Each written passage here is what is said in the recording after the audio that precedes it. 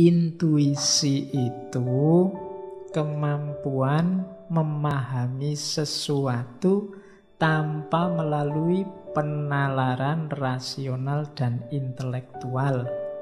Tiba-tiba datang. Jadi itu namanya intuisi. Saya sering bilang kayak minggu lalu ketika kita ngomong, saya Hussein Nasr, bahwa hari ini kita agak defisit karena perangkat intelek kita direduksi hanya pada panca indera sama akal. Padahal kita masih punya banyak, ada intuisi, ada naluri, ada nurani. Naluri ini pengetahuan instinktif. Sayang sama orang tua sayang sama anak. Ini kan instinktif, nggak perlu belajar. Yang cowok suka sama cewek, ini kan instinktif, nggak perlu belajar. Kalian nggak perlu kursus untuk biar saya suka sama lawan jenis, Pak. Nggak usah, otomatis itu. Kayak kawin tadi kan kamu nggak perlu kursus, Pak. Saya ingin banyak referensi biar bisa, Pak. Kan kamu ndak butuh, wong itu insting. Mesti iso, aja kuwatir. Bos diarahkan ke, nanti ujungnya mesti ke situ juga, jangan khawatir. Mesti bisa. Kenapa? Insting. Simbahmu dulu ndak pakai kursus macam-macam, ya anaknya banyak. Kenapa? Instinktif. Nah, cuma kita ndak mendayagunakan ini. Ndak memahami teori ini karena ada banyak yang bisa dielaborasi dari instingnya manusia. Sebagaimana banyak orang sekarang mempelajari instingnya hewan kan. Sebenarnya manusia juga punya banyak insting yang bisa dikaji. Nurani juga begitu.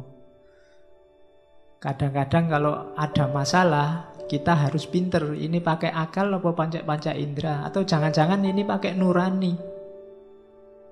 Kalau ada nenek-nenek yang maling kayu, ya secara hukum dia salah.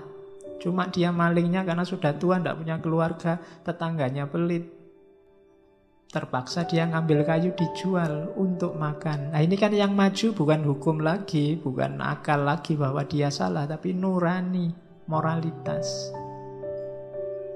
Oh ini juga alat pengetahuan yang tidak tergarap serius di dunia modern. Kenapa hoax, berita palsu, dan yang sejenis itu sekarang merajalela? Karena waktu kita nulis berita palsu, nuraninya mesti tidak dipakai.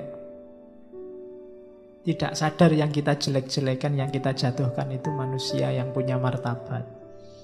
Ketika nurani tidak bunyi, ya martabat manusia jatuh. Nah, itu kita juga miskin untuk belajar. Termasuk ini, intuisi. Jadi pengetahuan yang memang di luar rasio. Kalau kalian ngomong, wah tidak masuk akal, ya memang pengetahuannya di luar akal.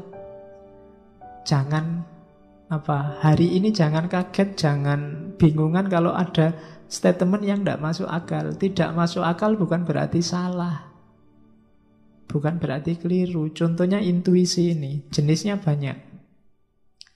Kalau secara teori psikologi, intuisi itu misalnya ada jenis pertama, immediate apprehension, direct knowing. Contohnya, kalian tiba-tiba pingin baca buku. Ternyata begitu membaca buku itu, oh iya ini informasi yang tak cari-cari dulu. Itu jenis intuisi. Tiba-tiba ingin ngaji. Begitu berangkat ke sini, oh ini temanku lama tidak ketemu sekarang ada di sini. Ah itu jenis intuitif. Ah itu kan kebetulan Pak. Lah iya, tidak rasional kan, tidak masuk akal kan, karena memang di luar ranah rasio, direct knowing. Jadi itu jenis pertama yang sering kita sebut kebetulan atau unconscious mind. Itu jenis intuisi. Kayak kalian yang biasa naik motor itu, kan itu tidak pakai kalkulasi. Kadang jalan sempit masuk aja, ya ternyata ya masuk. Itu kan intuisi yang ngisi informasi, tenang aja aman, masuk. Kayak itu contohnya ya mobil, supir itu kadang-kadang kan ya kalkulasinya kalkulasi intuitif aja. Unconscious. Kenapa? Pengetahuannya sudah mengendap, jadi otomatis jalan begitu saja. Tidak pakai dipelajari, tidak pakai dikaji, sudah tahu kebenarannya. Alah, kalau kayak gitu kamu mesti gini deh. Nah, itu unconscious. Ada juga jenis, kalau bahasanya itu herd intelligence. Ini juga kayak ceritanya film. Tiba-tiba mau naik pesawat, nggak jadi kok perasaanku nggak enak. Nah, ternyata begitu nggak jadi naik pesawatnya kecelakaan. Nah, itu herd intelligence. Jadi ya kayak kalian misalnya besok kalau mau ndak masuk kuliah, bilang aja ke dosennya, kok kemarin ndak masuk, perasaan saya ndak enak Pak. Iya. Oh. Nanti dosennya bilang, wah kamu benar, ternyata kuliahnya kosong, saya juga ndak masuk. Nah, itu namanya herd intelligence. Batinmu cerdas, bisa membaca yang belum terjadi. Jadi herd intelligence itu yang sebenarnya yang kamu lakukan tidak masuk akal, tapi ternyata di belakang benar juga gitu. Nah, itu berarti kamu peka kalau bahasa itunya. Peka itu secara intuitif namanya herd intelligence. Terus ada lagi direct perception. Direct perception itu ya sama lagi, kebetulan, kayak semacam kebetulan. Sedang butuh uang, tiba-tiba temanmu datang. Kamu butuh uang ya? Aku barusan dapat rezeki banyak. Makan-makan yuk. Alhamdulillah. Itu direct perception. Ada barang hilang, dicari-cari tidak ketemu. Terus kamu putus asa, tasnya kamu banting. Tiba-tiba, oh iya di dalam tas ini. Ketemu sekarang. Itu seolah-olah kebetulan, tapi ini termasuk jenis ragam pengetahuan intuitif. Kalau dalam dunia epistemologi sering disebut knowledge by acquaintance. Pengetahuan langsung. Saya kasih contoh ya, sains itu juga sering melibatkan intuisi. Seni juga sering melibatkan intuisi. Sains misalnya Newton ketika menemukan hukum gravitasi. Itu kan dia menyimpulkan ada hukum gravitasi waktu nongkrong di depan kampus. Terus lihat apel jatuh. Dari situ muncul gagasan, wah ini mungkin ada gaya tariknya bumi ini. Itu intuitif pasti. Kenapa? Karena kenapa saat apel itu jatuh kok enggak kemarin-kemarin? Emangnya sejak kecil sampai jadi mahasiswa enggak pernah lihat barang jatuh? Kan mestinya ya sering. Cuma hanya ketika apel ini jatuh, dia terus sadar ada hukum gravitasi. Sama kayak Archimedes. Archimedes itu menemukan hukum Archimedes waktu dia kungkum. Mau mandi kungkum, airnya tumpah dengan tumpahan sesuai rumus Archimedes itu. Baru dia bilang eureka, ketemu sekarang rumusnya. Terus lari-lari telanjang, ketemu sekarang hukumnya, keluar rumah. Sehingga terkenal sekali istilah itu. Itu pasti intuitif. Kenapa? Tiba-tiba ding datang sendiri. Dipikir enggak ketemu-ketemu, tiba-tiba ketemunya waktu enggak disengaja. Itu intuitif. Sastrawan, seniman itu kan nyari itu, mempertajam intuisi. Karena kalau sastrawan enggak intuisinya enggak tajam, gagasannya mesti enggak kreatif, enggak ada yang baru, ngulang-ngulang. Jadi itu intuisi, modenya knowledge by acquaintance.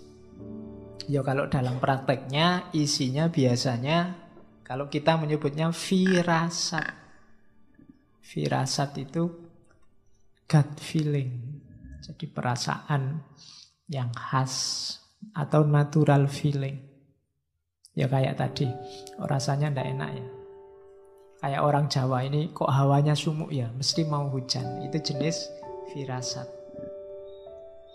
Ini saya bilang tadi, kalau ini dikelola bisa kita kembangkan luar biasa. orang zaman dulu lebih canggih daripada manusia modern. Sama kayak kritiknya Hussein Nasr. Orang zaman dulu firasat juga jadi mode pengetahuan.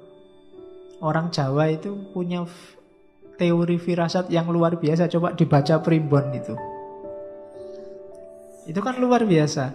Cara niteni realitas. Orang itu kalau misalnya rambutnya keriting itu biasanya apa, kalau tai lalatnya di pipi terus cirinya apa, kalau bisa begitu sampai detail itu dan tebal sekali. Coba dibaca primbon-primbon Jawa itu. Jadi mereka lebih canggih daripada kita. Kita kan untuk ngerti macam-macam kadang harus dibedah lah, harus dipakai analisis teori lah. Mereka enggak, orang Jawa lebih canggih daripada kita. Bayangkan di Jawa itu kadang orang kawin aja dihitung loh. Wetonnya, enggak ada teori weton itu. Donald Trump enggak ngerti itu. Wetonnya apa sama wetonnya apa, ini cocok apa tidak, itu bisa. Dan ya bahasanya ilmu titan. Diawali dari firasat. Oke. Kadang-kadang juga inner voice, suara hati, instant knowing, physical sensation, extrasensory perception. Extrasensory perception itu yang kayak jenis-jenis karma, itu extrasensory perception. Ya, wah ini di pojok sana ada, itu extrasensory. Nah, itu kalimat-kalimat, itu jenis pengetahuan intuitif. Nah, ini psikologi. Kalau versinya tasawuf yang ilmu laduni, ilmu huduri, semua itu tadi sumbernya adalah Allah. Tidak ada yang kebetulan. Semua yang seolah-olah kebetulan itu informasi dari Allah ke dalam diri kita. Ketika Newton menemukan gravitasi, Archimedes menemukan hukum Archimedes, itu sama Allah memang dipancari cahaya untuk membongkar rahasia itu. Nah, sementara kalau dalam teori-teori psikologi modern yang behavioristik, yang manusia dianggap semi kayak mesin, itu kan bukan dari Allah, tapi dari timbunan bawah sadar. Nah, kalau dalam tasawuf, yaitu yang dari Allah, itulah namanya laduni. Jadi kayak tadi kamu firasat, saya nggak masuk kuliah, firasat saya nggak enak, kok terus pas, berarti kamu sebenarnya dapat ilmu laduni dari Allah. Mungkin ya Allah ingin menyadarkanmu. Loh ya, di antara intervensinya manusia, intervensinya Allah dalam kehidupan manusia, ya yang semacam itu, kebetulan-kebetulan. Bahwa ya itu mungkin untuk membantah orang barat yang deistik. Kalau orang barat itu kan alam semesta ini ada hukumnya dan selesai.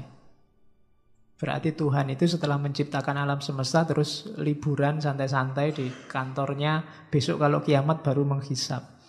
Tapi tidak, Allah selalu terlibat dalam hidup kita. Makanya kita boleh berdoa, boleh berharap. Dan Allah juga intervensi, termasuk dalam model dunia ini kan Allah intervensi dalam hidup kita. Jadi tenang saja, Allah itu selalu terlibat. Nah ini cuma kita yang sering tidak sadar. Allah itu selalu sedia, selalu dekat dengan kita. Cuma kita yang sering cuek. Ya untungnya Allah itu sabar. Iya, kalau Allah tidak sabar, kamu sudah ditinggalin dari dulu, sudah dicuekin dari dulu.